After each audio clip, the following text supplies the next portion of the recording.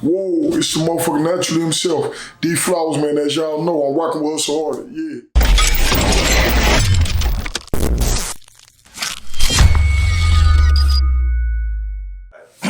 So we're here with Dflowers. Naturally. I want to start off by asking you, when did you start out rapping? In life? Yeah. I started rapping, I was a young nigga, like, I must have been like, probably 5 years old, 6 years old, just repeating after whatever my favorite song was at that time. My mom playing a lot of shit in the background, woo-woo. We was just rocking whatever, you know, was hot back then.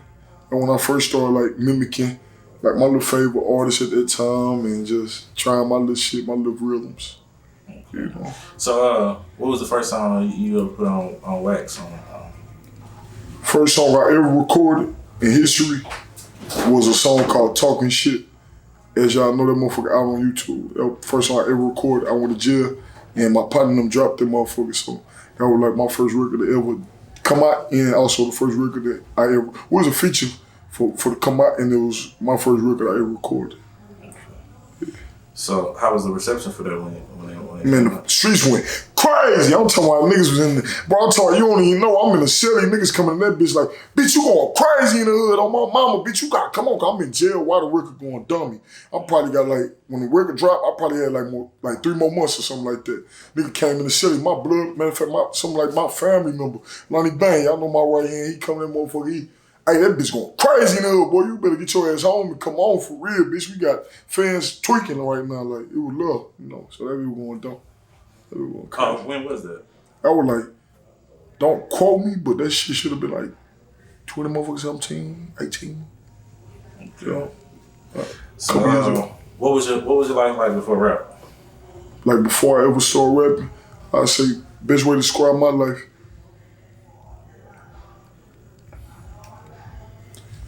Up and down, you know, like young nigga really couldn't figure like, when you ain't walking in your light, bro, when you ain't walking in your purpose, life be confusing. I'm gonna keep it all the way franky. So a young nigga really couldn't figure like what he wanted to do exactly. A nigga was just out here trying to pursue something, and something being a lot of times just money. You trying to get money, trying to feed your people in my here, trying to hustle for the family. Like shit, I was doing all kind of shit. I ain't gonna pump fake. Prior to the music, it feel like I died and came back because a nigga was just lost out here. I'm gonna keep it all the way real. Now I can say I was lost. At that time, I didn't even acknowledge it. I was just living. So life was, it was complicated, it was up and down, bro. That shit was crazy. Like wild. Young nigga was having fun, young nigga was having heartache. It was both. So when it first started jumping, you know, your homie came and said he was like, you know, your shit jumped. How did that feel for you when you were locked up? It was motivation, cause a nigga ain't never like, we been them guys in the hood, like Block Stars where we was, any home, but it was like vibes like, everybody fuck with us for either the wrong reasons, like all the dumb shit, or they'll fuck with us on some just, they know us personally. That was the first moment to where it's almost like I was expecting strangers to be fucking with me, and when I came home, like I really seen exactly what I expected. A bunch of random people, you know, embracing me and saying, man, you they're not as a talent, they like shit, you gotta, like you got something serious. And that, it was your motivation, you know, all together. That shit was like, man, the sky the limit, man, you ain't got no ceiling. You do what the fuck you want to do now. So that shit was live. So you like once you figured out the shit was popping, you was in the cell writing more shit? For certainly. I was already in my Duffy, like I'm in my bad type. Me when it come to like pen and paper, I was already on that type of time. This prior to even knowing how to work an iPhone properly, like on an everyday basis in a notes type time. So I'm really heavily writing. Like I was a writer since I was literally for a long time as a young nigga. When I finally did learn how to read and write, I took advantage of that, and not even just on the music behalf, I just fill in little words, man. So every chance I got, a nigga was just on some, you thought I'm Malcolm X, I'm putting these words together. Literally. So how long were you in jail? My longest little bullshit ass stunt at that time was 4 months and some change, like somewhere around the 4-month mark, light sentence compared to my brothers and shit. But for me, it was like a reshaping of my mental. A young nigga really just had never been going through that much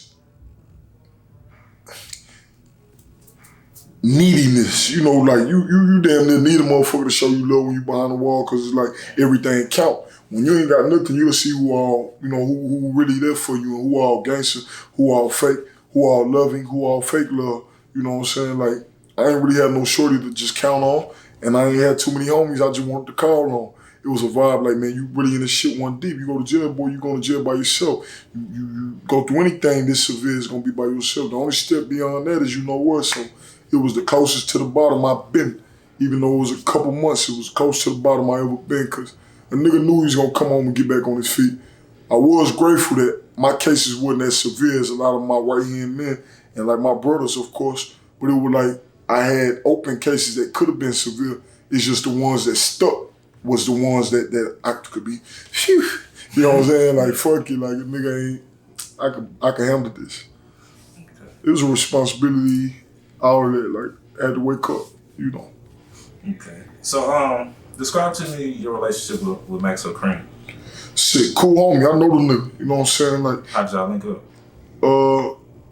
Keeping it Frankie, bro, from my hood.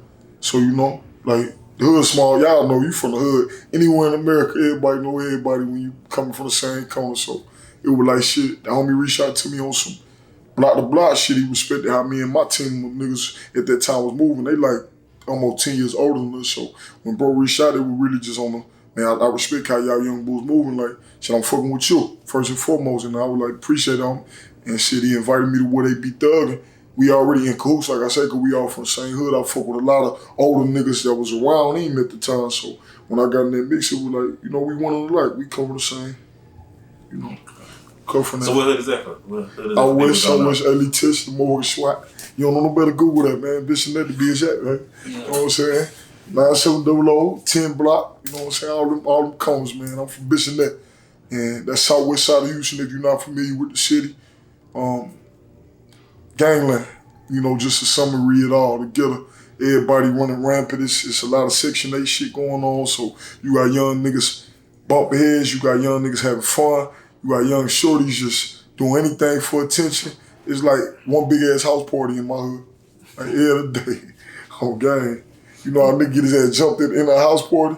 You know how a bitch might be getting fucked in the restroom, excuse my language, at a house party. That's how the hood was every day. You hear about this nigga smashing this nigga female. You hear about this nigga having smoke, that nigga, and this beef. Just like the hood, but my hood was really fast, like one of the fastest hoods in Houston. And it was really fast at that point. It slowed down a little bit.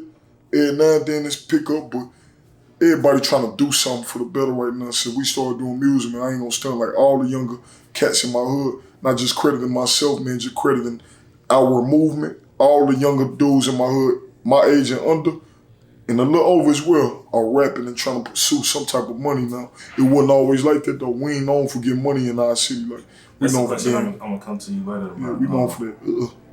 So when you linked with Maxo, what's some of the best advice he gave you?